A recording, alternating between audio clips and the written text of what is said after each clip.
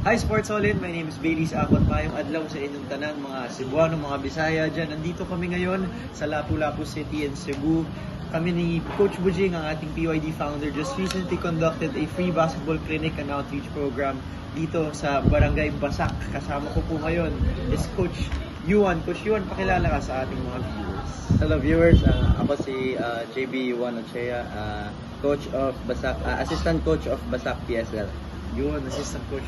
Okay, so Coach Yuan, naintiga kami sa story mo because, of course, actually, first off, magpapasalamat kami dahil tinulungan mo kami. We wouldn't have conducted a free basketball clinic sa ating PYD chapter dito sa Cebu if it weren't for you.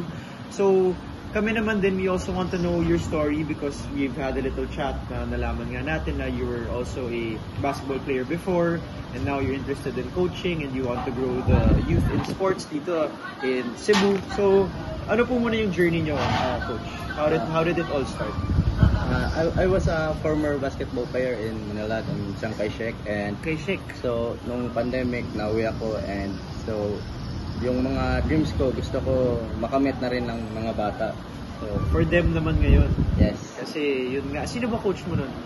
Si Coach Gold Monteverde. Coach Gold, di ba? Champion UAP. Coach multi-titled yan. So, yung when it comes to the credentials and kung ano man yung tinuturo ni Coach Yuan, galing sa mga mabibigating coach. So, during your stay in Manila, ano yung naging difference or yung parang naging nakita mo yung parang in terms of skill, in terms of basketball, play style, ano naging difference nun sa Manila at Cebu? As we all know, yung Manila kasi is sobrang high level in terms of basketball, and yung mindset sa Manila is sobrang malayo sa Cebu. So with that, syempre sinabi mo gusto mong pagalingin yung mga athletes natin dito in Cebu dahil syempre dati ka ring player, tapos dati yun yung pinaka-goal mo. Ngayon sila naman yung gusto mong tulungan. So ano yung mga parang share mo na story na na-experience mo sa Manila na ngayon dito parang kinukwento mo na or parang ina-adjust mo na, ina-apply mo na in terms of coaching sa mga bata?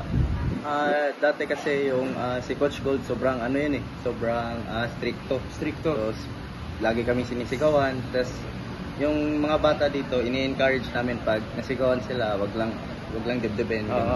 Wag silang ma-down, no? Wag silang ma-degrade kasi part of it parang sa pagkakaintindi ko, Coach, syempre, pag gusto mong tulungan yung bata, mas maging strict ka. Yes. So, dito sa Barangay Basak, ano yung parang naging achievements mo lately? Ano yung mga past leagues or camps na na-conduct nyo? No? This year lang is sumali kami sa PSL 18 under, and ngayon nag-conduct kami ng free basketball clinic with the help of Coach Toton Tundag. Yes, Coach Toton. Yeah. So, ano nangyari doon? Kwento mo sa amin. Everyday kami na pumupunta kami sa different sitio sa barangay namin, nagkakandak kami ng free basketball clinic. Mm-hmm. Tapos, doon sa basketball clinics na yun, hindi lang siya sa isang area? Hindi lang. We have 7 clusters and 65 sitios. Wow! So, every day yun, 65 clusters na at least na yung top nyo. Yes. And sa campers, ilan yung sumasali? Iba-iba, almost ano yung range? Hundreds of players. Wow. So 100s at least or average times 64? 65. Parang nakaganong number of camps na kayo and number of campers. Ganun na karami yung na-collaborate na natuturuan na ni Coach Yuan. And iba pa yun sa PSL, yes, mga players nyo. So grabe. With that, congratulations, Coach, now. So currently, syempre, marami ka na ring work na tinatrabaho, marami kang pinagsasabay. Syempre, ikaw as a coach, how do you juggle all of this? Kasi syempre, Coach, 21 lang. Di ba? 21. Yes, 21 pa lang si Coach Yuan. So, at an early age, is very idealistic. Marami na siyang ambitions for the youth, not just for himself. So, syempre, yung message mo sa youth, paano mo na-juggle yun? Diba? Paano mo siya pinagsasabay?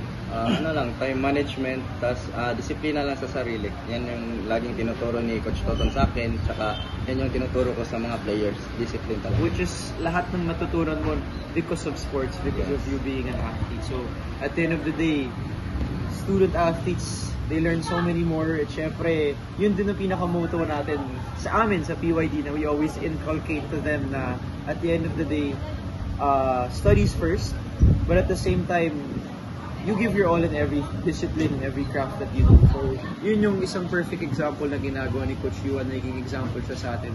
So, ngayon, Coach, moving forward, ano yung plans nyo sa inyo muna, you and your team, after all of the camps? Ano pa yung mga pupuntahan nyo?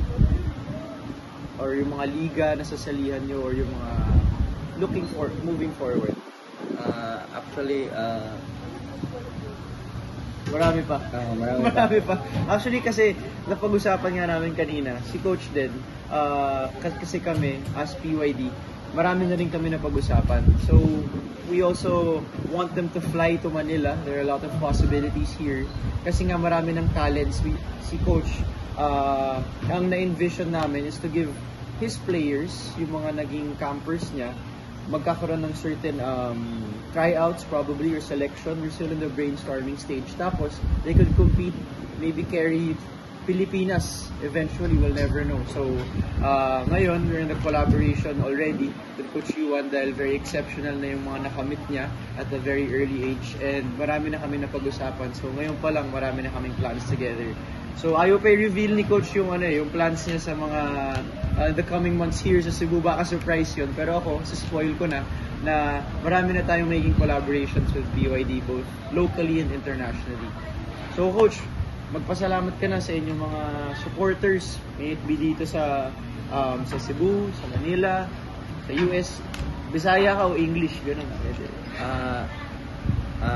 First of all, sobrang grateful kami kasi in collaboration kami with Pinoy Youth Dreamers and to Coach Bujing and to Coach Baylis. So marami pa kaming plans for the near future.